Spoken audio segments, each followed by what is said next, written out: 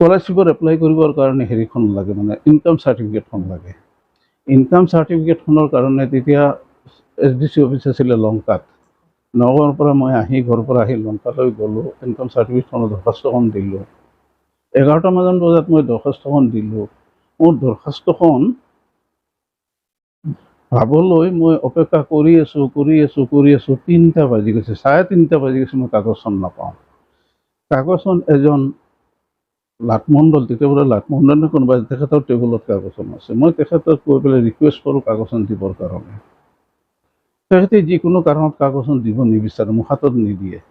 3:30মান বজাত, দিনটো মই তেতিয়া অলপ কলেজীয়া অভাৱ অনাটনৰ দিন গৈছে।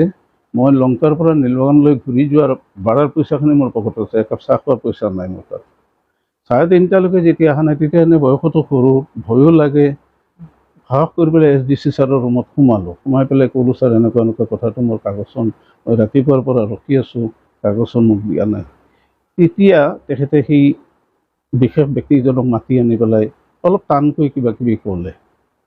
কওঁতে লগে লগে তেখেতে কাগজখন আনি দিলে, আনি দিয়াৰ পিছত চহী কৰি দিলে। সেইদিনাখন এই মুহূৰ্তত মই এটা শপত খাইছোঁ, যদি মই জীৱনত চৰকাৰী চাকৰি কৰোঁ বা আন কিবাই কৰোঁ, মই কোনো মানুহক জীৱনত কষ্ট নিদিওঁ। মেইন হৈছে শিক্ষকসকল আৰু অভিভাৱকসকল। মোৰ দেউতা মাহফুজ শ্বেখ হাজী ইয়াকুব আলী, তেখেতে সদায় এটা কথা, মানে জীৱনত কিবা এটা হ'ব লাগে, জীৱনত কিবা এটা কৰিব লাগে। ঘৰুৱা ভাষাত তেখেতে এটা কথা কৈছিলে, প্ৰথমে বেটা হৈ লোৱা। 1981 চনত নগাঁও মহাবিদ্যালয়ৰ পৰা BSc পাছ কৰি পুনৰাই মই সেই বছৰতে 1979 চনতে BSc ফাইনেল দিয়াৰ আগতেই মই নীলবাগান ME মাদ্ৰাছা শিক্ষক হিচাপে নিযুক্তি পাওঁ। অসম চৰকাৰৰ ইণ্ডাষ্ট্ৰি ডিপাৰ্টমেণ্টতো এক্সটেনশ্যন অফিচাৰ হিচাপে এপইণ্টমেণ্ট পাওঁ।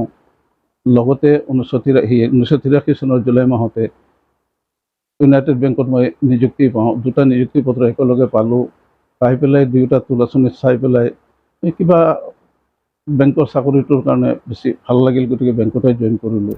তেখেতসকলৰ অনুৰোধ ৰক্ষা কৰি পেলাই মোৰ প্ৰজন্ম আৰিফত মই জইন কৰিলোঁ, আৰু তেতিয়াৰ পৰাই একাউণ্টছ ডিপাৰ্টমেণ্টত মই প্ৰজন্ম আৰিফত কাম কৰি আছোঁ। নমস্কাৰ, চাবলৈ আৰম্ভ কৰিছে এনি ফাৰ্ষ্ট আৰু YSA ৱৰ্ল্ডৰ এক বিশেষ অনুষ্ঠান সমন্বয়ত আজি আমাৰ লগত আছে এগৰাকী বিশেষ অতিথি, অৱসৰপ্ৰাপ্ত মুখ্য প্ৰবন্ধক UBI বেংকৰ আৰু বিশিষ্ট শিক্ষাবিদ, বৰ্তমান মৰকজুল মাৰিফৰ একাউণ্ট কণ্ট্ৰলাৰ।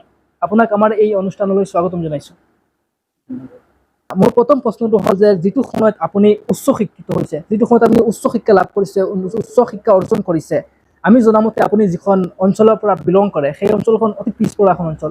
সেই অঞ্চলখনত থাকি, সেই গাঁওখনত থাকি আপুনি মানে এই উচ্চ শিক্ষা অৰ্জন কৰাৰ আপোনাৰ এই চেষ্টা ক'ৰ পৰা আহিল? আপুনি মানে কেনেকুৱা এইটো ভাবিলে যে মই এজন উচ্চ শিক্ষিত হৈ উচ্চ শিক্ষা লাভ কৰি মই এজন উচ্চ শিক্ষিত ব্যক্তি হ'ম? ধন্যবাদ সমন্বয় গোষ্ঠীক। সৰ্বপ্ৰথমে মই সমন্বয় গোষ্ঠীক তেওঁলোকৰ উদ্দেশ্য, যিটো সমাজ সংস্কাৰৰ কাৰণে তেওঁলোকে যিটো কাম কৰিব গৈছে, আপোনালোকে যি কামটো কৰিব গৈছে, তাৰ কাৰণে আপোনালোকক বহুত ধন্যবাদ দিওঁ। আপোনালোক এই সমাজ সংস্কাৰমূলক অনুষ্ঠানটোৰ জৰিয়তে যি সামাজিক মাধ্যমৰ যি অনুষ্ঠান সমন্বয় আপোনালোকে আৰম্ভ কৰিব বিচাৰিছে বা আৰম্ভ কৰিছে, তাৰ জৰিয়তে সমাজৰ উন্নত হওক, সমাজৰ কিবা লাভ হওক, সমাজৰ উন্নত হওক, এই কথাটো মই আশা ৰাখিছোঁ। দ্বিতীয়তে যি কথাটো ক'লে যে মই কি হিচাপে কেনেকৈ আগবাঢ়িলোঁ, বা এই এটা ভিতৰুৱা অঞ্চলৰ গাঁও এখনৰ পৰা গৈ পেলাই অৱশেষত ইউনাইটেড বেংক অফ ইণ্ডিয়াৰ মুখ্য পৰিচালক পদৰ পৰা মই অব্যাহতি লোৱা, এই সংক্ৰান্তে আপোনাক কিবা ক'বলৈ। গতিকে ক'বলৈ যাওঁ, মোৰ গাঁও হৈছে নীলবাগান অঞ্চলৰ মেথি গাঁও বোলা গাঁওখন, নীলবাগানৰ পৰা 1.5 কিলোমিটাৰমান পূবত। সেই গাঁৱৰে 379 নম্বৰ মেথিগাঁও মুক্তাব স্কুলৰ পৰা 1967 চনত মই LP স্কুল পাছ কৰোঁ। যি কৈছে যে উদ্দীপনা ক'ৰ পৰা পালে, এইখিনিতে এটা কথা ক'ব পাৰোঁ, মেইন হৈছে শিক্ষকসকল আৰু অভিভাৱকসকল। মোৰ দেউতা মাহফুজ শ্বেখ হাজী ইয়াকুব আলী, তেখেতে সদায় এটা কথা, মানে জীৱনত কিবা এটা হ'ব লাগে, জীৱনত কিবা এটা কৰিব লাগে। ঘৰুৱা ভাষাত তেখেতে এটা কথা কৈছিলে, প্ৰথমে বেটা হৈ লোৱা। কি কৰিবা? প্ৰথমে বেটা হৈ লোৱা। অৰ্থাৎ অন্য কিবা কৰিব লাগিলে পিছত কৰিবা, আগতে শিক্ষা দীক্ষাখিনি গ্ৰহণ কৰিবা। এই কথাটো মেইন কৰিবলৈ সদায় তেখেতে উৎসাহিত কৰিছিলে। এই কাৰ্যটো কৰিবলৈ বা মোৰ পূজনীয় শিক্ষক শ্ৰদ্ধাৰ আলিজাহান ছাৰ আজি নাই পৃথিৱীত LP স্কুলত, তেখেতৰো বহুতখিনি এই ভৱিষ্যতত কিবা এটা হ'ব লাগে এইবিলাক লৈ পেলাই সৰু কালতে কিবা এটা কৰিবা হেৰি কৰিবা এইবিলাক কথা মানে শিকনি দিছিলে। এইবিলাকে মানে মনত এটা সৃষ্টি কৰিছিলে যে হয় কিবা এটা কৰিব লাগিব। ক্ৰমান্বয়ে আহি পেলাই নীলমোহন ME মাদ্ৰাছাত পঢ়িলোঁ। ইয়াৰ পিছত নীলমোহন হায়াৰ ছেকেণ্ডেৰীৰ পৰা 1975 চনত মেট্ৰিক পাছ কৰি নগাঁও মহাবিদ্যালয়ত যাই এডমিশ্যন লওঁ। এইখিনি কৰোঁতে তেতিয়াৰ দিনত 1967 বা 60ৰ দশকত পৰিয়ালৰ আৰ্থিক দিশৰ পৰা বহুতখিনি অভাৱ অনাটন আছিলে। সেই অভাৱ অনাটনৰ মাজেদি দেউতাই কোনো অৱস্থাতে পঢ়া শান্ত কৰিব লাগে, পঢ়া বাদ দিব লাগে বা হেৰি কৰিব লাগে কোনো হেৰি তেখেতে সদায় মানে উৎসাহ দি আছিলে। যিমান পাৰে লগত মানে যিখিনি সহায় হেৰি লাগে এজন অভিভাৱকে এটা তেওঁৰ বাচ্চাৰ কাৰণে যিখিনি কৰিব লাগে সেইখিনি কৰি গৈছিলে। আৰু তেখেতৰ সেইখিনি কথা সাৰোগত কৰি তেখেতৰ আশীৰ্বাদ দোৱাখিনি সাৰোগত কৰি মোৰ আম্মাৰ দোৱাখিনি সাৰোগত কৰি পেলাই দাদাসকলেও বিৰাট সহায় কৰিছিলে। মানে পঢ়া শুনা কৰিব লাগে সেইখিনিৰ পিছত আছিলে। এই কথাটো লৈ পেলাই আগুৱাই গৈছিলোঁ। ক্ৰমান্বয়ে গৈ পেলাই এটা সময়ত 1981 চনত নগাঁও মহাবিদ্যালয়ৰ পৰা BSc পাছ কৰি পুনৰাই মই সেই বছৰতে 1979 চনতে BSc ফাইনেল দিয়াৰ আগতেই মই নীলমোহন ME মাদ্ৰাছা শিক্ষক হিচাপে নিযুক্তি পাওঁ। ইয়াতে 4.5 বছৰ মই শিক্ষকতা কৰোঁ। এই 4.5 বছৰত বিভিন্ন বিভাগত প্ৰথমৰ পৰা এটা উদ্দেশ্য আছিলে যে চাকৰি কৰা, ব্যৱসায় বাণিজ্যৰ প্ৰতি মোৰ নাছিলে, কিবা চাকৰি মানে চৰকাৰী চাকৰি কৰাৰ এটা আভিয়াস আছিলে। সেই হিচাপে এই 4 বছৰত মই বিভিন্ন ধৰণৰ ইণ্টাৰভিউবিলাক দি আছিলোঁ বিভিন্ন বিভাগত। সেই হিচাপে অসম চৰকাৰৰ ইণ্ডাষ্ট্ৰি ডিপাৰ্টমেণ্টতো এক্সটেনশ্যন অফিচাৰ হিচাপে এপইণ্টমেণ্ট পাওঁ। লগতে 1983 চনৰ জুলাই মাহতে ইউনাইটেড বেংকত মই নিযুক্তি পাওঁ। দুটা নিযুক্তি পত্ৰ একেলগে পালোঁ। পাই পেলাই দুয়োটা তোলাচনীত চাই পেলাই কিবা বেংকৰ চাকৰিটোৰ কাৰণে বেছি ভাল লাগিল, গতিকে বেংকতে জইন কৰিলোঁ। তাতে জইন কৰাৰ পিছত কেইবাটাও প্ৰমোশ্যনৰ হেৰি কৰি মানে পাই পেলাই বিভিন্ন জেগাত কাম কৰি 2017 এপ্ৰিল মাহত United bank of India Dhakuakhana শাখাৰ পৰা অব্যাহতি লওঁ। এইখিনি আছিলে মোৰ চাকৰি জীৱনৰ হেৰিটো।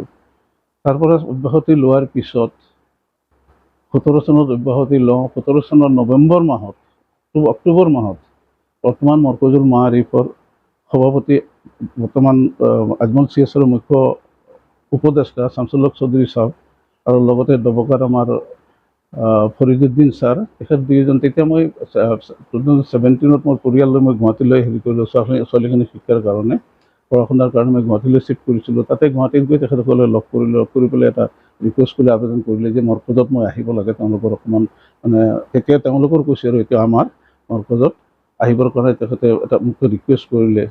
ইন দ্য মিন টাইম মই মুথুত ফাইনেন্সত ইণ্টাৰভিউ দি পেলাই চাংমাজি ব্ৰাঞ্চৰ মেনেজাৰ হিচাপে এপইণ্টমেণ্টটো পাইছিলোঁ। মই এটা ট্ৰেইনিঙত কলিকতাত 7 দিনৰ ট্ৰেইনিঙত যাব লাগে। এই কথাটো হৈছিলে। মই টিকেট কৰিব গৈ আছোঁ শনিবাৰে, শুক্ৰবাৰে ৰাতি তেখেতে গৈ পেলাই ৰিকুৱেষ্ট কৰাৰ পিছত চানমাৰী মুথুত ফাইনেন্সৰ হেৰিটো এৰি মই কি কৰিলোঁ, আকৌ 2018 জানুৱাৰী মাহত 1 জানুৱাৰীত আহি পেলাই তেখেতসকলৰ অনুৰোধ ৰক্ষা কৰি পেলাই মৰকজুল মাআৰিফত মই জইন কৰিলোঁ। আৰু তেতিয়াৰ পৰাই একাউণ্টছ ডিপাৰ্টমেণ্টত মই মৰকজুল মাআৰিফত কাম কৰি আছোঁ। এইখিনিতে দুটামান কথা মই লগত এটা বিশেষ এটা কথা মই যোগ দিব বিচাৰোঁ। মই তেতিয়াৰ প্ৰি ইউনিভাৰ্চিটি আছিলে, এতিয়া হায়াৰ ছেকেণ্ডেৰী, স্কলাৰশ্বিপত এপ্লাই কৰিবৰ কাৰণে হেৰিখন লাগে, মানে ইনকাম চাৰ্টিফিকেটখন লাগে। ইনকাম চাৰ্টিফিকেটখনৰ কাৰণে তেতিয়া SDC অফিচ আছিলে লংকাত। নগাঁৱৰ পৰা মই ঘৰৰ পৰা আহি লংকালৈ গ'লোঁ। ইনকাম চাৰ্টিফিকেটখনৰ দৰখাস্তখন দিলোঁ। 11টামান বজাত মই দৰখাস্তখন দিলোঁ। মোৰ দৰখাস্তখন পাবলৈ মই অপেক্ষা কৰি আছোঁ 3টা বাজি গৈছে, 3:30 বাজি গৈছে, মই কাগজখন নাপাওঁ। কাগজখন এজন লাটমণ্ডল, তেতিয়া বোলে লাটমণ্ডলে কোনোবা তেখেতৰ টেবুলত কাগজখন আছে। মই তেখেতক কৈ পেলাই ৰিকুৱেষ্ট কৰোঁ কাগজখন দিবৰ কাৰণে। তেখেতে যিকোনো কাৰণত কাগজখন দিব নিবিচাৰে, মোক হাতত নিদিয়ে। 3:30মান বজাত দিনটো মই তেতিয়া অলপ কলজীয়া অভাৱ অনাটনৰ দিন গৈছে। মই লংকাৰ পৰা নীলবাগানলৈ ঘূৰি যোৱাৰ ভাড়াৰ পইচাখিনি মোৰ পকেটত আছে, একাপ চাহ খোৱাৰ পইচা নাই মোৰ তাত। 3:30লৈকে যেতিয়া অহা নাই, তেতিয়া এনে বয়সতো সৰু, ভয়ো লাগে, সাহস কৰি পেলাই SDC ছাৰৰ ৰুমত সোমাই পেলাই ক'লোঁ, ছাৰ এনেকুৱা কথাটো মোৰ কাগজখন মই ৰাতিপুৱাৰ পৰা ৰখি আছোঁ, কাগজখন মোক দিয়া নাই। তেতিয়া তেখেতে সেই বিশেষ ব্যক্তিজনক মাতি আনি পেলাই অলপ টানকৈ কিবা কিবি ক'লে। কওঁতে লগে লগে তেখেতে কাগজখন আনি দিলে, আনি দিয়াৰ পিছত চহী কৰি দিলে। সেইদিনাখন এই মুহূৰ্তত মই এটা শপত খাইছিলোঁ, যদি মই জীৱনত চৰকাৰী চাকৰি কৰোঁ বা আন কিবাই কৰোঁ, মই কোনো মানুহক জীৱনত কষ্ট নিদিওঁ তেওঁৰ কামৰ কাৰণে। আৰু বিশেষকৈ চৰকাৰী কাম কৰিলে, চৰকাৰী চাকৰি যদি মই কৰোঁ, কোনো দিনে মই কোনো মানুহক মই কোনো ধৰণৰ অন্যায় ধৰণে কোনো ধৰণৰ জাজমেণ্টবিহীন কোনো কাম নকৰোঁ। বিশেষকৈ মই খোলাকৈ কৈছোঁ, কাৰোবাৰ পৰা কোনো পইচা লোৱাৰ কোনো ধৰণৰ ধান্দা নকৰিম। এই শপতটো খাইছিলোঁ। মই আল্লাহ তবাৰক তাআলাৰ কোটি কোটি শুকৰিয়া আদায় কৰোঁ। 35 বছৰ বেংকিঙৰ নিচিনা অনুষ্ঠানত মই 35 বছৰ কথাই আহিছোঁ। আল্লাহ মোক নিৰাপদে একেবাৰে যেনেকুৱা প্ৰমিছটো কৰিছোঁ, প্ৰমিছটো ৰক্ষা কৰাই মোক ঘূৰাই আনিছে। যাৰ কাৰণে আজিও ইমান বছৰ হৈছে মই চাকৰিৰ পৰা ৰিটায়াৰো কৰিলোঁ। পুৰণা বিভিন্ন ব্ৰাঞ্চৰ পৰা মানুহে এতিয়াও যোগাযোগ কৰি এতিয়াও খা খবৰ লয়, ছাৰ কেনে আছে, কি কথা কি বতৰা। এনেকুৱাও আছে কোনোবা এজন LP স্কুলৰ শিক্ষক আমাৰ এই কামপুৰৰেই বৰা উপাধি ছাৰ, পুৰা নামটো ছাৰৰ পৰা মনত অহা নাই। ছাৰে প্ৰত্যেকটো ঈদত মোলৈ টেলিফোন কৰে আৰু কথাতে কয়, ঈদত শুভেচ্ছা জ্ঞাপন কৰে। কথাতে কয়, প্ৰত্যেক দিন ৰাতিপুৱা মই যেতিয়া গোসাঁইঘৰত গৈ মই নাম লওঁ, তেতিয়া আপোনাৰ কথা মই ওপৰৱালাক কওঁ। এইবিলাক এটা অলপ মনটো বিৰাট এটা ভাল লাগে, তেনেকুৱা এজন বয়োজ্যেষ্ঠ মানুহৰ এনেকুৱা ধৰণৰ আশীৰ্বাদটো। এনেকুৱা ধৰণৰ বহুত প্ৰাপ্য মোৰ জীৱনত আছে। টকা পইচা চব প্ৰাপ্য নহয়, টকা পইচা ডাঙৰ কথা নহয়, কিন্তু এই ধৰণৰ কিবা আশীৰ্বাদ, মানুহৰ কাৰণে কিবা সেৱাৰ মনোবৃত্তিৰে যদি কাম কৰা হয়, তেতিয়াহ'লে জীৱনত এইটো বহুত ডাঙৰ এটা প্ৰাপ্য মানে বস্তু এটা পোৱাৰ নিচিনা লাগে। মানসিক যিটো শান্তি, সেই শান্তিটো লাগে। ক'বলৈ গ'লে মোৰ টকা পইচা তেনেকুৱা একো নাই, কিন্তু মোৰ মন সম্পত্তি হৈছে এইখিনি। দ্বিতীয়তে, যে জীৱনত অভিভাৱক হিচাপে মোৰ 3জনী ছোৱালী আছে।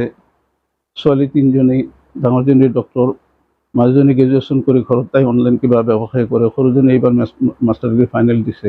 তেওঁলোকো এটা হেৰিত গৈ পেলাই এটা মোটামুটি এটা হেৰি পাই গৈছে। এইখিনিতে মই একদম আন্তৰিকভাৱে ওপৰলৈ মই ধন্যবাদ জ্ঞাপন কৰোঁ, মই যে মই বাচ্চাখিনিক এটা সীমাত নি পেলাই বচাব পাৰিছোঁ। এইটো যিকোনো অভিভাৱকে এইখিনি চেষ্টা কৰিব, তেওঁৰ সন্তানক মানে জীৱনত আগুৱাই দিব, মানে এটা পৰ্যায়ত নি পেলাই পৌঁছাই দিবৰ কাৰণে এইটো যিকোনো গাৰ্জেনে হেৰি কৰিব। তো এইখিনিতে বাচ্চাখিনি যে মানে ছোৱালীখিনি যে গৈ পেলাই এটা সীমা পাইছে, তাতো মোৰ এটা মানসিক সেইবিলাক এইখিনিতে মোতকৈ মোৰ তেওঁলোকৰ মাৰ বেছি, মোৰ ল'ৰা নাই, মোৰ ছোৱালী 3জনী, তো মোতকৈ তেওঁলোকৰ মাৰ বেছি অৰিহণা। মইতো বাহিৰত চাকৰি কাল গোটেইখিনি বাহিৰতে হেৰি কৰিলোঁ, কিন্তু তেওঁলোকৰ কি লাগে কি নালাগে, পঢ়া শুনাত কি সুবিধা, গোটেই বস্তুখিনি মই একমাত্ৰ মাহত পইচাখিনি যোগান দিছোঁ। বাকী যিখিনি কৰিব লাগে তেওঁলোকৰ মায়ে তেওঁলোকৰ কাৰণে মাকে কৰিছে গোটেইখিনি।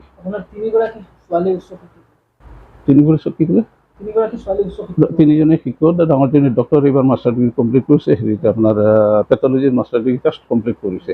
যোৱাকালি তাই সেইটো কোৰ্চটো শেষ হৈছে, ৰিজাল্টটো ভাল হৈছে, ভাল লাগিছে। ঠিক আছে, বেংগলোৰৰ এখন ভাল ডাঙৰ এখন অনুষ্ঠানৰ পৰা। এটা মানে কথা যে আপুনি ইমান দিন বেংকিং মেনেজাৰ আছিলে, বেংকত মেনেজাৰ আছিলে, এটা অভিযোগ উঠে, বহুত অভিযোগ উঠে যে বেংকৰ মেনেজাৰে টকা লৈ লোন দিয়ে মানুহক। কিন্তু আপুনি ইমান দিন চাকৰি কৰিছে, আমি এতিয়ালৈকে ক'তো এবাৰো শুনা নাই যে আপুনি টকা লৈ মানুহক লোন দিছে। মানে কেনেকৈ সম্ভৱ? আপুনি এজন মানুহ ডাইৰেক্টলি শুদ্ধ পথে চলা কেনেকৈ সম্ভৱ? এইটো যদি কোনোবাই মন ভান্দে, এইটো হৈছে লোভ কথাটো, টকা পইচাৰ প্ৰতি লোভ। হেৰিটো এই বস্তুটো মোৰ কোনোদিনে নাছিলে। ইয়াৰ পিছত এটা কথা, মই যে ঘটনাটো ক'লোঁ 1976 যিটো ঘটনা ক'লোঁ লংকা SDC অফিচৰ, সেইদিনাখনে যিটো শপত মই খাইছিলোঁ, সেই শপতৰ হেৰি দি পেলাই মোৰ এইফালে টকা পইচাৰ ফালৰ পৰা কোনোদিনে হেৰি হোৱা নাই। আৰু ডাঙৰ কথাটো হৈছে, মই যিদিনাখন বেংকত জইন কৰিব যাম, তাৰ আগদিনাখন ৰাতি মোৰ মৰহুম আব্বাজানে মোক 3টা কথা কৈছিলে। 3টা কথাৰ ভিতৰত প্ৰথম কথাটো কৈছিলে, কালিৰ পৰা যাবাগৈ চৰকাৰী অনুষ্ঠান চাকৰিত জইন কৰিবা। চৰকাৰী অনুষ্ঠানত বহুত মানুহ আহিব, মুছলমান মানুহ আহিব, হিন্দু মানুহ আহিব, এনেকুৱাকৈ উল্লেখ কৰি পেলাই কৈছিল, হিন্দু মানুহ আহিব। কোনো দিনেই মোৰ নাই মুছলমান মানুহ আহিছে নে হিন্দু আহিছে এই কথাটো মনত নানিবা। এটা কথাই ভাবি যে মোৰ ওচৰত কিবা কামৰ কাৰণে এজন মানুহ আহিছে, প্ৰত্যেককে মানুহ হিচাপে ট্ৰিট কৰিবা। এই এটা প্ৰথম উপদেশটো তেখেতৰ এইটো আছিলে। দ্বিতীয়টো আছিলে নামাজ নেৰিবা, 5 ওয়াক্ত নামাজটো ৰেগুলাৰ ৰাখিবা। 3 নম্বৰটো কৈছিলে মোৰ ঘৰত যাতে হাৰাম ৰুজি নাহে। এই হাৰাম ৰুজিৰ পৰা আপুনি কি বুজিব পাৰিছে মই নাজানো।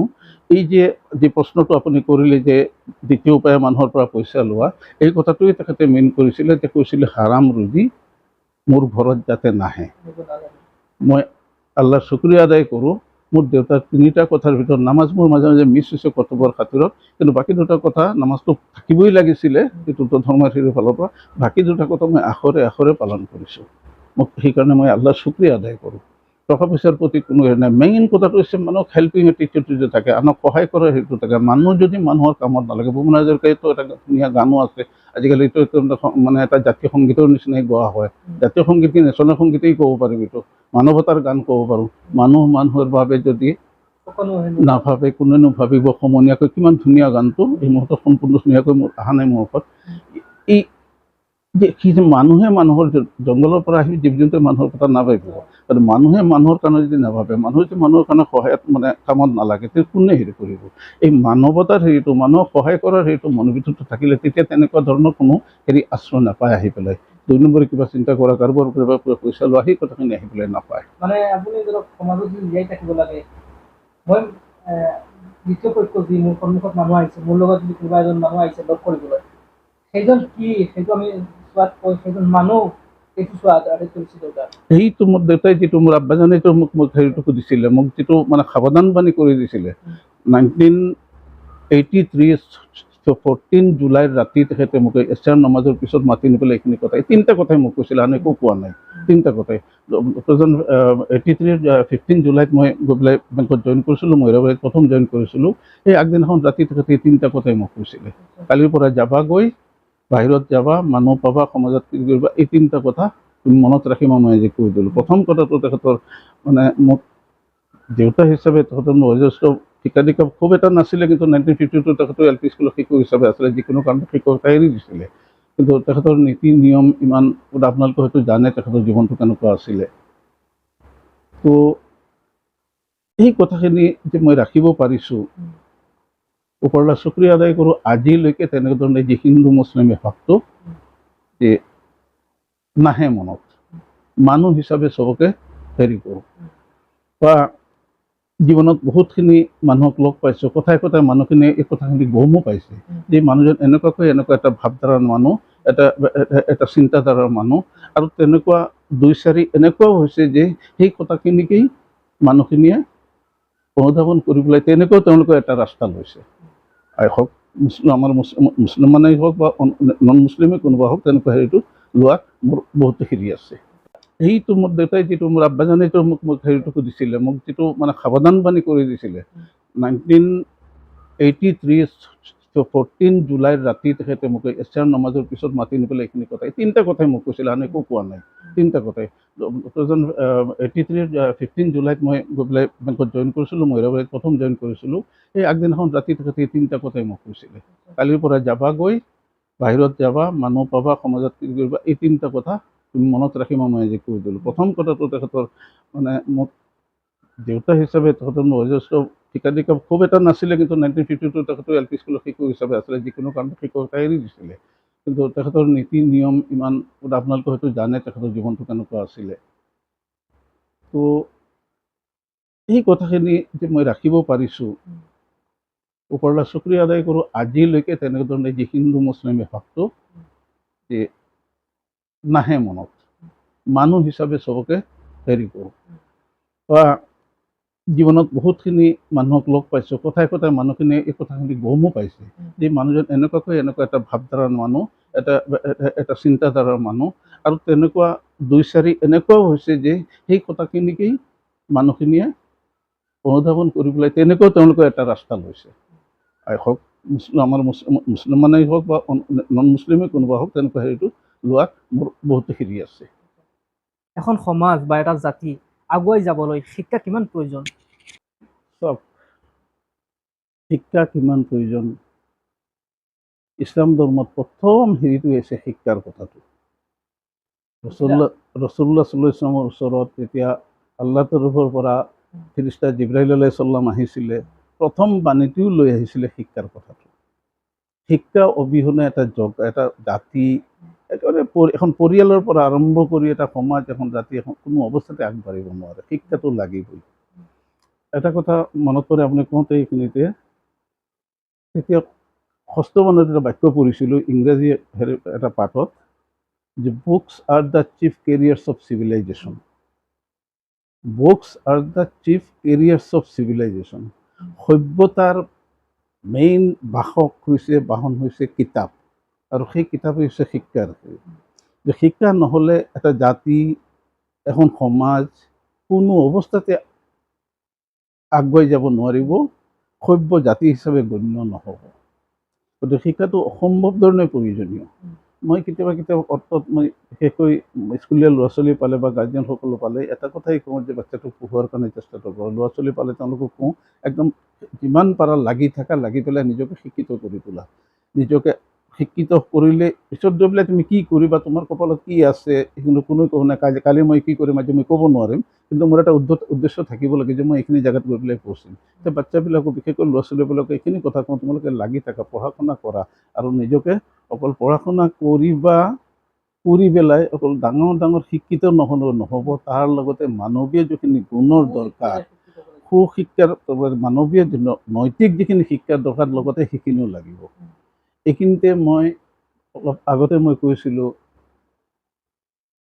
1979ত আহি পেলাই মই শিক্ষকতাটো জইন কৰিছিলোঁ, মানে শিক্ষকতা কৰিছিলোঁ 4.5 বছৰ বেংকত যোৱাৰ আগে। সেই মোৰ শিক্ষকতা আমলতো মই সেই ল'ৰা ছোৱালীখিনিক সেই একেটাই হেৰিকে কৈছিলোঁ, অকল কিতাপৰ জ্ঞানখিনি নহয়, লগতে নৈতিক হেৰিখিনিৰ মানে উন্নতি সাধনৰ বহুত, মানে স্বভাৱ চৰিত্ৰৰ সেইখিনি উন্নতি সাধনৰ বহুত দৰকাৰ। সমাজত গৈ পেলাই তাত প্ৰভাৱ পৰে। অকল কিতাপৰ জ্ঞানে গৈ পেলাই নহয়। কিতাপৰ জ্ঞানে তোমাক কিবা এটা চাকৰি ইত্যাদি ব্যৱস্থাটো দিব বা তাৰ কামত সহায় কৰিব, লগতে নৈতিক হেৰিখিনি নাথাকে। মই অলপ কৈছোঁ, যদি নৈতিক হেৰিখিনি থাকিলে, এই যে মানৱতাবোধৰ যি কথাটো, যে মানুহক হেল্পিং এটিটিউডৰ যি কথাটো ক'লে, এইবিলাক বস্তু এইখিনি আনে, এই নৈতিকতা সেইখিনি আনে। আৰু দ্বিতীয়তে, এই যে শিক্ষাই মানৱ সম্পদ গঠন কৰে। এই মানৱ সম্পদ বিভিন্ন দেশত গৈ পেলাই সম্পদৰ যেনেকুৱা ব্যৱহাৰ কৰা হয়, বিভিন্ন ধৰণৰ সম্পদ, আজি আপোনালোকে এই কেমেৰা লৈ ঘূৰি আছে, এটা সম্পদ, তাৰ এটা ব্যৱহাৰ হৈ আছে। সেই মানৱ সম্পদ গৈ পেলাই সমাজত, দেশৰ কাৰণে, সমাজৰ কাৰণে, তেওঁৰ পৰিয়ালৰ কাৰণে বিভিন্ন ধৰণৰ কামত লাগে। শিক্ষা অবিহনে এটা জাতি জীয়াই থকাৰ কোনো উপায় নাই। এইটো আপোনালোকেও জানে। ইছলাম ধৰ্মৰ প্ৰথম শিক্ষাৰ কথাটো আহিছে, এনেকুৱাকৈ আহিছে, শিক্ষা অৰ্জন কৰিবৰ কাৰণে সুদূৰ চীন দেশলৈ যোৱা, প্ৰয়োজন হ'লে সুদূৰ চীনলৈ যোৱা। তাতে ইছলাম ধৰ্ম গ্ৰহণ কৰিবৰ কাৰণে কোৱা হোৱা নাই। ৰাসূলুল্লাহ সাল্লাল্লাহু আলাইহি ওয়াসাল্লাম এই কথাটো কৈছিলে, সুদূৰ চীনলৈ যোৱা। গতিকে তাতে অকল যে ইছলাম ধৰ্ম শিক্ষাৰ কাৰণে নহয়, তাতে সেই শিক্ষা যিকোনো শিক্ষাই হ'ব পাৰে, শিক্ষা নিজৰ উন্নতিৰ কাৰণে। শিক্ষা অবিহনে চলাৰ কোনো এটা সমাজ আগবাঢ়ি যোৱাৰ কোনো উপায় নাই। অসম্ভৱ ধৰণে এটা জাতি, এটা সমাজ, এখন পৰিয়াল, এজন ব্যক্তি অসম্ভৱ ধৰণে দৰকাৰ। বৰ্তমান সময়ত এজন সন্তানৰ প্ৰতি পিতৃ মাতৃৰ শিক্ষা দিয়াৰ ক্ষেত্ৰত পিতৃ মাতৃৰ কি দায়িত্ব আছে? পিতৃ-মাতৃক শিক্ষিত কৰা, পিতৃয়ে তেওঁলোকৰ সন্তানক শিক্ষিত কৰাৰ ক্ষেত্ৰত বহুতখিনি দায়িত্ব আছে। কাৰণ এটা ল'ৰা বা এজনী ছোৱালীৰ প্ৰথম কথাতে কোৱা হয়, প্ৰথম শিক্ষক হৈছে তেওঁৰ মা। তাৰ পৰাই আৰম্ভ হয়, পৰিয়ালৰ পৰাই আৰম্ভ হয়। এটা বাচ্চাক শিক্ষিত কৰিবৰ কাৰণে এটা মানে অলপ ডাঙৰ দীঘল যিখিনি, মানে তাৰ যিখিনি ডাঙৰ দীঘল কৰাৰ কাৰণে যিখিনি আছে সেইখিনিতো কৰিয়ে আছে, কিন্তু তাক লগতে শিক্ষিত কৰাৰ কাৰণে যিখিনি বহুতখিনি কৰিব লগা থাকে, মা দেউতাকে সেইখিনি কৰিব লাগিব।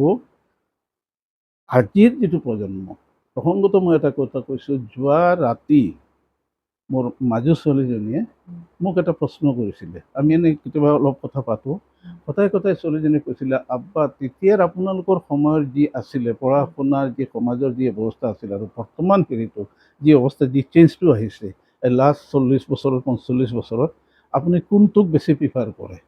আগৰটোক প্ৰিফাৰ কৰে নে এতিয়াৰটো? আগৰটোক ভাল বুলি ভাবে নে এতিয়াৰটো? কুৱেশ্যনটো অকণমান জটিল, খুব শুনাত অলপ সহজ হ'লে অকণমান জটিলো লাগিছে মোক।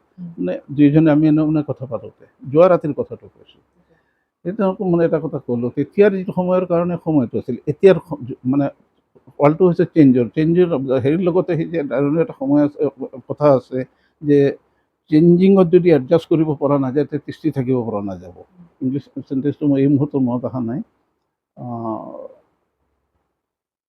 গতিকে সময়ৰ লগত খাপ খুৱাই চলিব লাগিব। তেতিয়াৰ সময় যিটো আছিলে এতিয়াৰ সময়, এতিয়া হৈছে তোমাৰ এই যিটো গ্ল'বেলাইজেশ্যন যিটো কোৱা হৈ আছে, যান্ত্ৰিক যুগ ক'বলৈ গ'লে পাৰোঁ, আৰু কেইদিন পিছত এআইৰ কথাটো হৈ আছে, আৰ্টিফিচিয়েল ইণ্টেলিজেন্সৰ কথাটো হৈ আছে। গতিকে চেঞ্জৰ লগত মিল খাব লাগিব তিষ্ঠি থাকিবলৈ হ'লে। দ্বিতীয়তে আপুনি যিটো কৈছে মা দেউতা হৈছে কি, প্ৰত্যেক মা দেউতাৰ বাচ্ছাৰ প্ৰতি এটা আশা থাকে যে মোৰ বাচ্চা ডাঙৰ মানুহ হওক, কিবা এটা হওক। এই আশাটো পূৰণ কৰাবলৈ হ'লে মই এটা কথা আপোনালোকৰ যোগেদি মই মা দেউতাসকলক অভিভাৱকসকলক এটাই আহ্বান জনাম, কোনো দিনে যাতে ল'ৰা ছোৱালীক প্ৰেছাৰাইজ কৰি থকা নহয়। যিমান পাৰে ল'ৰা ছোৱালীক উৎসাহিত কৰি থাকিব লাগে। তাক যিখিনি দৰকাৰ, তাৰ পঢ়া শুনাৰ কাৰণে যে সা সুবিধা দৰকাৰ, সেইখিনি পৰ্যাপ্ত পৰিমাণে এইখিনি সহায়টো তাক মানে দি থাকিব লাগে। কিন্তু তুমি আজি ডক্টৰ হ'বই লাগিব, ইঞ্জিনিয়াৰ হ'বই লাগিব, অমুকটো হ'বই লাগিব, তেনেকুৱাকৈ প্ৰেছাৰাইজ কোনো অৱস্থাতে কৰিব নালাগে। যদি প্ৰেছাৰাইজ কৰা হয়, সেই বাচ্চাই গৈ পেলাই শেষত গৈ পেলাই আজিকালি কিছু কথা শুনা যায়, কথাৰ কথা আপোনালোকে জানে, প্ৰায় কথাত ল'ৰা ছোৱালীয়ে আত্মহত্যা কৰে এইবিলাক কাৰণতে। মা দেউতাৰ আশা পূৰণ কৰিব নোৱাৰি সি গৈ পেলাই বিভিন্ন প্ৰতিঘাতৰ সন্মুখীন হয়, সেই আশামতে সি আগুৱাই যাব পৰা নাই, তেতিয়া গৈ পেলাই সি মানসিকভাৱে ভাঙি পৰি পেলাই আত্মহত্যালৈকে মানে ৰাস্তাটো ল'ব লগা হয়। গতিকে মই অভিভাৱকসকলক এটা কথাই মই আপোনালোকৰ এই অনুষ্ঠানৰ জৰিয়তে ক'ম, ল'ৰা ছোৱালীখিনিক কোনো দিনে প্ৰেছাৰাইজ কৰিব নালাগে, তুমি এইটো কৰিব লাগিব, সিটো কৰিব লাগিব। সিহঁতৰ ইচ্ছামতে আগুৱাই যাব দিব লাগে। মাত্ৰ এটা কথা লক্ষ্য ৰাখোঁ, সিহঁতক কিবা বেয়া ৰাস্তা লৈছে নেকি, বেয়া সংগ লৈছে নেকি, এই কথাটোৰ পৰা মানে তেওঁলোক খুব চকু ৰাখিব লাগিব। আকৌ মই প্ৰসংগত মোৰ দেউতাৰ কথা কৈছোঁ, লগৰীয়াত আছিল মোৰ স্কুল জীৱনত এটা কথা তেখেতে কৈছিলে, সন্ধিয়া পিছত ক'তো নাথাকিবা, কোনোবা বন্ধু বান্ধৱৰ কিবা কাম থাকে মোৰ ঘৰত ৰাখিবা, মোৰ ঘৰত দালি বা টেমুটি হ'লেও মই খুৱাই পেলাই ৰাখিম, কিন্তু ক'তো গৈ পেলাই ৰাতি তুমি নাথাকিবা। মোৰ এটা কথা বাৰে বাৰে কৈছিলে। এইবিলাক কথা বহুত মানে ভাবিলে বহুত ডাঙৰ কথা হয়। ঠিক তেনেকুৱাকৈ মা দেউতাই বাচ্চাখিনিৰ প্ৰতি মানে বাচ্ছা যে বেয়া ৰাস্তাত নাযায়, বেয়া সংকট নপৰে, এইবিলাক লক্ষ্য ৰাখি আৰু তাক যি বিচাৰি আছে পঢ়া শুনাৰ কাৰণে, তাক যিমান পাৰে যে উৎসাহিত কৰিব লাগে। উৎসাহিত কৰিলে সি গৈ পেলাই মা দেউতাৰ ছাপৰ্টটো পালে আৰু উৎসাহ পালে এদিন নহয় এদিন বাচ্চাটো গৈ পেলাই এটা কামত লাগিবই, সি কিবা নহয় কিবা এটা কৰিব। মোৰ কথাটো হৈছে অভিভাৱকসকলে কোনো অৱস্থাতে প্ৰেছাৰাইজ কৰিব নালাগে ল'ৰা ছোৱালীক, বাচ্চাখিনিক। এজন শিক্ষক বা শিক্ষাগুৰুৰ যি বিদ্যাৰ্থী আছে, বিদ্যাৰ্থীৰ প্ৰতি কৰণীয় কি কাম আছে নেকি? চাওক, ঘৰুৱা জীৱনত মেইন শিক্ষক মা দেউতাই বাচ্চাটো যেতিয়া স্কুলত দিলে, বিদ্যালয়লৈ পঠিয়ালে, তেতিয়া গোটেইখিনি দায়িত্ব বেছি মানে আমাৰ শিক্ষকসকলক, শিক্ষাগুৰু শিক্ষয়িত্ৰীসকলৰ ওপৰত পৰে।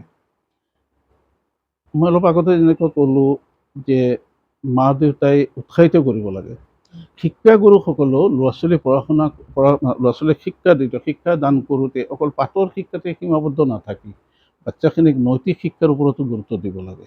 এইখিনি আৰু শিক্ষাগুৰুসকলে সন্মানীয় শিক্ষয়িত্ৰীসকল বা শিক্ষাগুৰুসকলে যেতিয়া শিক্ষা ল'ৰা ছোৱালীখিনিক হেৰি কৰিব, ল'ৰা ছোৱালীকো এনেকুৱা ধৰণৰ এটা মানসিকভাৱে উদ্বুদ্ধ কৰিব লাগে যে তেওঁ অকল শিক্ষকেই নহয়, তেখেত মানে হৈছে তেওঁৰ দাদা, তেওঁৰ দেউতা, তেওঁৰ মামা, এনেকুৱা ধৰণৰ এটা ভাৱ বাচ্চাখিনিৰ মাজত জগাই তুলিব লাগে, যাৰ ফলত এই বাচ্চাখিনিয়ে ল'ৰা ছোৱালীখিনি শিক্ষকৰ প্ৰতি ভীষণ ধৰণে তেওঁলোকৰ সন্মানবোধ, মানে এই শ্ৰদ্ধাবোধটো বেছিকৈ জাগি উঠে। তেতিয়া হ'ব কি, ল'ৰাটোৱে বা ছোৱালীজনীয়ে এইটো ভাবিব, মই যদি কৰোঁ মোৰ ছাৰে বেয়া পাব, মোৰ বাইদেৱে বেয়া পাব, এই ভাৱটো আহিব।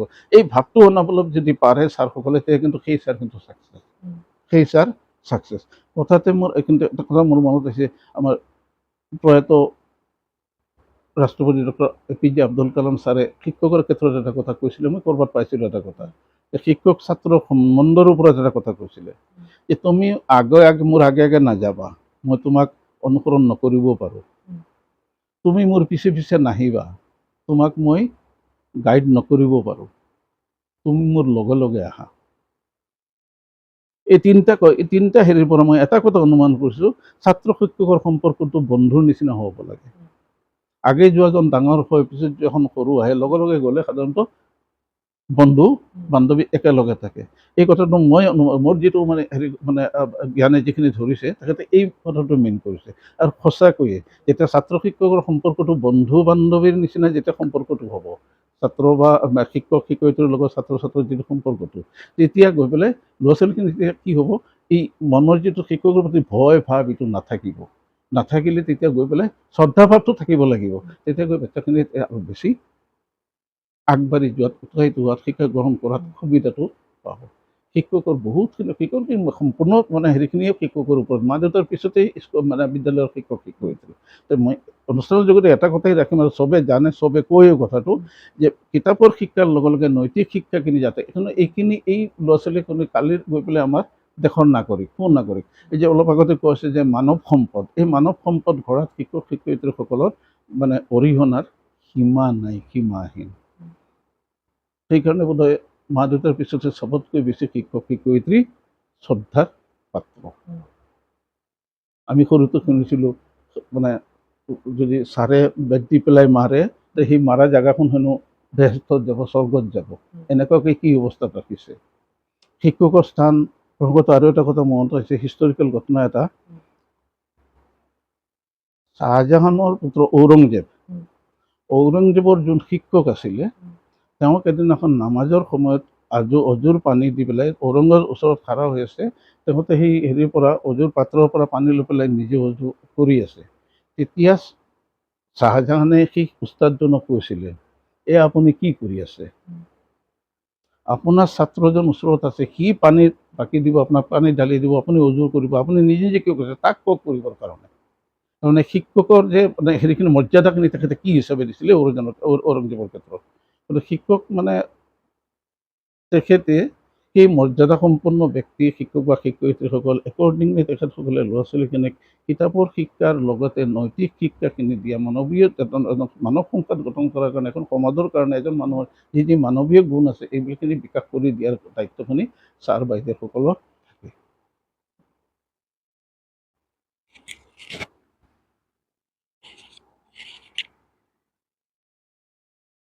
এজন ছাত্ৰ বৰ্তমান সময়ত সুশিক্ষিত হ'বলৈ কি কি প্ৰয়োজন আছে আপোনাৰ মতে? যিহেতু বৰ্তমান মোবাইলৰ যুগ, ছ'চিয়েল মিডিয়াৰ যুগ, এই যুগত এই সময়ত এজন ছাত্ৰ কেৱল শিক্ষা লাভ কৰিলে নহ'ব, সুশিক্ষাৰে শিক্ষিত হ'ব পাৰিব কেনেকুৱা? আপুনি কি ভাবে এই সন্দৰ্ভত?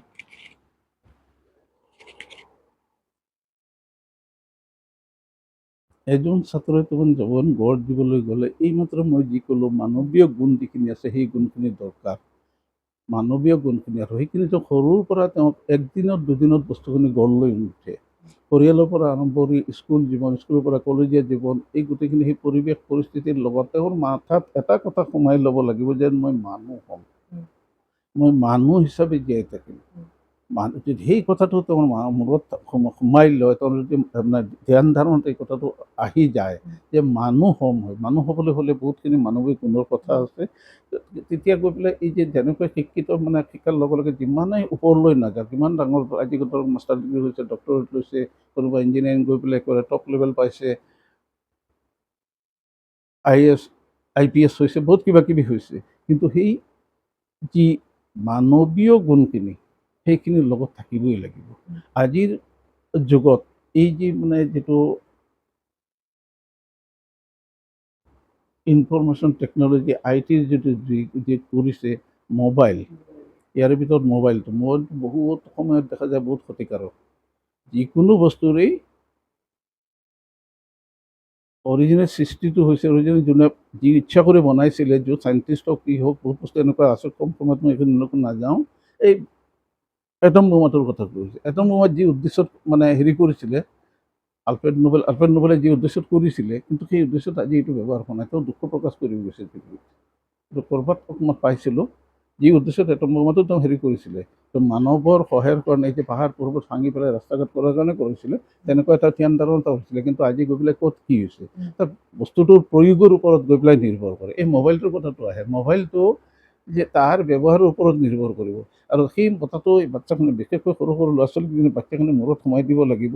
আৰু মোৰ মতেৰে ক্লাছ 10লৈকে ল'ৰা ছোৱালীৰ হাতত মোবাইলটো দিবই নালাগে। কিন্তু বৰ দুখৰ বিষয় যে মানে কোভিডৰ সময়ত অনলাইন ক্লাছৰ কাৰণে মোবাইল দিব লগা হৈছে, যাতে অনলাইন সৰু সৰু ল'ৰা ছোৱালীক মানে ভাল বেয়াটো জাজ কৰিবলৈ অকণমান সময় লয়। যে এতিয়া মই এইটো কথা ক'ম, এটলিষ্ট মানে মেট্ৰিকলৈকে বা হায়াৰ ছেকেণ্ডেৰীলৈকে বাচ্ছাৰ হয়তো মোবাইলটো যাব নালাগে। সিহঁতে ভাল বেয়াটো ভালকৈ চিন্তা কৰি ল'ব পাৰে। মোবাইলত যিহেতু বহুত বেয়া বস্তু আছে, কিন্তু মোবাইলত শিক্ষাৰ মানে একেবাৰে আজি অনলাইন শিক্ষাৰ কাৰণে বিভিন্ন ধৰণৰ আছে তাৰ পৰা সেইটো এইকাৰণে যিকোনো বস্তুৰ যদি ভাল চাইডটো দেখা যায় আৰু ভালভাৱে ব্যৱহাৰ কৰা যায়, তাৰ পৰা লাভৱান হ'বই। গতিকে আজিৰ যুগত যিখিনি ল'ৰা ছোৱালীয়ে কথাটো কৈছে, শিক্ষাৰ ক্ষেত্ৰতো আছে কি হেৰি কৰা যায়, তেওঁলোকে যিকোনো বস্তুৰেই এটা বস্তুই চোৱা দৰকাৰ, ভাল দিশটো। দুয়োটা দিশ চালি জাৰি কোনটো দিশ ভাল, নিশ্চয় ভাল দিশটোৰ পাল্লাটো ওজন বেছি হ'ব, সেই দিশটো তেওঁলোকে অৱলম্বন কৰিব লাগে, বেয়াৰ ফালে যাব নালাগে। মাইণ্ডছেটটো ভালৰ ফালে, সদায় পজিটিভ থিংকিংটো মনত ৰাখিব লাগে। পজিটিভ থিংকিং যদি এজন ল'ৰাই বা এজন ছোৱালী যদি মনত গঢ় লৈ উঠে, কেতিয়াও তেওঁ বেয়াৰ ফালে চিন্তা নকৰে, বেয়ালৈ তেওঁৰ মনটোৱে নাযাব। এইটোৱে হৈছে কথা। দ্বিতীয়তে, আজিৰ ল'ৰা ছোৱালী যিটো কথা আপুনি কৈছে, আধ্যাত্মিক বস্তুখিনিৰ লগত থাকিব লাগিব। যদি আধ্যাত্মিক বস্তুৰ কথা, ঈশ্বৰ কওক, আল্লাহ কওক, যদি সেই কথাখিনি মানে আগত ৰাখি পেলাই ঈশ্বৰ আল্লাহৰ কথাটো ভাবি পেলাই আধ্যাত্মিক যিটো প্ৰত্যেকৰে ইছলাম ধৰ্মতো আছে, হিন্দু ধৰ্মতো আছে, বিভিন্ন হেৰিখিনি সেই বস্তুখিনি মানি চলাৰ সেইটো মানসিকতাটো যদি গঢ় লৈ উঠে আৰু সেই হিচাপে তেওঁ বাচ্ছাটো আগুৱাই যায়, ভাল বেয়াটো চিন্তা কৰে, নিশ্চয় বেয়াটো তেতিয়া এভইড কৰি চলিব, পজিটিভ ছাইডত থাকিব, পজিটিভ ছাইডত থাকিব লাগে, থাকিব, আৰু গৈ পেলাই জীৱনত এটা প্ৰকৃত মানৱ সম্পদত গৈ উপনীত হ'ব। আমাৰ সমাজত এতিয়া দেখিবলৈ পোৱা যায় যে ড্ৰাগছ, মদ এইবোৰ মানে একেবাৰে আসক্ত হৈ গৈছে। সকলো মানে দেখা যায় যে সমাজৰ ধৰি লওক 30% মানুহক আসক্ত কৰিছে, মানে নতুন প্ৰজন্মক ড্ৰাগছ, মদ এইবোৰে নিচাজাতীয় দ্ৰব্যবোৰে। মানে এইবোৰ আপুনি কি ক'ব? এই বস্তুটো এটা সাংঘাতিক ধৰণৰ সামাজিক ব্যাধি হৈ পৰিছে। এই সামাজিক ব্যাধিটো দূৰ কৰিবৰ কাৰণে প্ৰথমটো শিক্ষাৰ অভাৱ আছে। আজিকালি কিছু শিক্ষিত ল'ৰা ছোৱালীখিনি এইবিলাক বস্তুত ইনভলভ হৈ যায়। তাৰ কাৰণে সেই যিটো মই অলপ আগতে ক'লোঁ, আধ্যাত্মিকতাৰ যিটো প্ৰশ্নটো আছে, কিছু ক্ষেত্ৰত মই কিছু ল'ৰা ছোৱালী কেতিয়াবা কওঁ, কেতিয়াবা মুছলিম নন-মুছলিম বহুতখিনি মই কথা এসময়ত ক'ব লগা হৈছিলে যে ৰাতিপুৱা উঠি আমাৰতো আছে ইছলাম ফাজাৰ নামাজখন পঢ়িব লাগে, দোৱাটো কৰিব লাগে। আন হেৰিবিলাকক যেতিয়া মই ল'ৰা ছোৱালীৰ কথা কৈছিলোঁ যে ৰাতিপুৱা উঠি ওপৰৱালাৰ নামটো ল'বা, ওপৰৰ ওপৰত নিজকে সঁপি দিবা। ইছলামতো ফাজাৰ নামাজ পঢ়ি পেলাই তো দোৱা কৰি পেলাই তেতিয়া পঢ়া শুনাত লগা হৈ আছে বা বাকী হেৰিখিনি এই যে ওপৰৱালাক লগত সন্মুখত ৰাখি সেই হিচাপে সেই নৈতিকতাৰ কথাখিনি লগত ৰাখি যিবিলাক ল'ৰা ছোৱালী পঢ়া শুনাত আগুৱাই যায়, তেতিয়া গৈ পেলাই এই বস্তুবিলাক নকৰে। কিন্তু শিক্ষিত ল'ৰাও আজিকালি এই বস্তুবিলাক কৰি আছে, বহুত সময়ত শুনা যায় বস্তু এইবিলাক হৈ আছে। তো এই অনুষ্ঠানৰ যোগেদি তোমালোকে সেই পজিটিভ থিংকিংটো মনত ৰাখিলে এইবিলাক বস্তুৱে নাপালেহেঁতেন। আৰু দ্বিতীয়তে কিছু অৰ্ধশিক্ষিত স্কুলীয়া ল'ৰা ছোৱালী, বিশেষকৈ ল'ৰাৰ ক্ষেত্ৰত বা স্কুললৈ নোযোৱা কিছু দুখীয়া শ্ৰেণীৰ কিছু ক্ষেত্ৰত এইবিলাক বস্তুৱে দেখা দিছে যে সমাজৰ কিছু সংগঠনে এইবিলাক কাম সামাজিক সচেতনতাটো আনিবৰ কাৰণে সমাজৰ দায়বদ্ধশীল ব্যক্তিসকলে ঠায়ে ঠায়ে এইখিনি সভা সমিতি পাতি, সজাগতা পাতি যিমান পাৰে এইখিনি মানে বুজোৱাৰ চেষ্টাটো কৰিব লাগে। কাৰণ এবাৰ বেয়া ৰাস্তাত এটা গ'লে সেইটো বেয়া ৰাস্তাৰ পৰা ঘূৰাই অনাটো সাংঘাতিক হয়। ভাল ৰাস্তাত থকাটোতো বহুত সহজ ক'বলৈ গ'লে, বেয়া ৰাস্তাত গ'লে ঘূৰাই অনাৰ তুলনাত ভাল ৰাস্তাত থকাটো বহুত ধৰণে সহজ, কিন্তু বেয়া ৰাস্তাত এবাৰ গ'লে তাক ঘূৰাই অনাটো সাংঘাতিক ধৰণে মানে প্ৰব্লেম এটা হৈ যায়। গতিকে এনেকুৱা ধৰণতে সমাজ সচেতনসকলে বিভিন্ন অনুষ্ঠানৰ জৰিয়তে, সজাগতাৰ জৰিয়তে এইখিনি বস্তু মানে বুজোৱাৰ বা সমাজখনক মানে এনেধৰণৰ সেইখিনি ঘূৰাই অনাৰ প্ৰচেষ্টাটো কৰিব লাগে। এইটো এটা সামাজিক সাংঘাতিক ব্যাধি হৈ দেখা দিছে, এইটো চবে স্বীকাৰ কৰিও মই নিজেও স্বীকাৰ কৰি আছোঁ এই বস্তুটো। কিন্তু তাৰ নিৰাময়টো হৈছে একমাত্ৰ স্কুলীয়া ল'ৰা ছোৱালী, কলেজীয়া ল'ৰা ছোৱালীখনক তেওঁলোকৰ মাজত সেই নৈতিকতাৰ হেৰিটো অনা, আৰু যিবিলাক শিক্ষা মানে কম হোৱা বা শিক্ষা স্কুলত তেওঁলোকেও বহুত আছে স্কুলত যোৱাই নাই, এইবিলাক বস্তুত গৈছে, বহুত দুখীয়া ঘৰৰ ল'ৰা ছোৱালীকেতো এইবিলাক দেখা যায় বেয়া ৰাস্তাত গৈছে। এইবিলাক সেই সমাজ সচেতন বিভিন্ন অনুষ্ঠানে লগ লাগি পেলাই সমাজত সজাগতা হোৱাৰ জৰিয়তে, বুজনিৰ জৰিয়তে বস্তুখিনি অনাৰ প্ৰচেষ্টা কৰিলে হয়তো নহয় এটা ফল নিশ্চয় হ'ব। আমাৰ যি অনুষ্ঠান সমন্বয়ত আপুনি আহি কথা পাতি কেনেকৈ লাগে? মই প্ৰথমেই কৈছোঁ, সমন্বয়ৰ যিটো উদ্দেশ্য আপোনালোকে সমাজ সচেতনাৰ কাৰণে, সংস্কৃতি সংস্কাৰৰ কাৰণে, গতিকে আপোনালোকৰ প্ৰচেষ্টাটো ছাকচেছ হওক, এইটো খুব ভালেই হ'ব। আপোনালোকে, মই এটা কথা আজি অনুৰোধ কৰিম, কোনো ধৰণৰ পলিটিকেল আপোনালোকে অনুষ্ঠানত মানিব মানে পৰ্যালোচনাত মানিব একমাত্ৰ সামাজিক হেৰিৰ কাৰণে আপোনালোকে কামখিনি কৰিব কোনো পলিটিকেল বিভিন্ন ৰাজনৈতিক দল আছে হেৰি আছে এইটো কাৰোবাৰ ছাইড লৈ পেলাই কিবা কৰি পেলাই এই সমন্বয় যেনেকুৱা নাম দিছে সমন্বয়তে থাকিব বেলেগ পলিটিকেল বস্তুবিলাকৰ প্ৰশ্ৰয়টো আপোনালোকে নিদিব মোৰ এটাই অনুৰোধ তেতিয়াহ'লে গৈ পেলাই আপোনালোকৰ মেইন উদ্দেশ্যটো সাফল্য হ'ব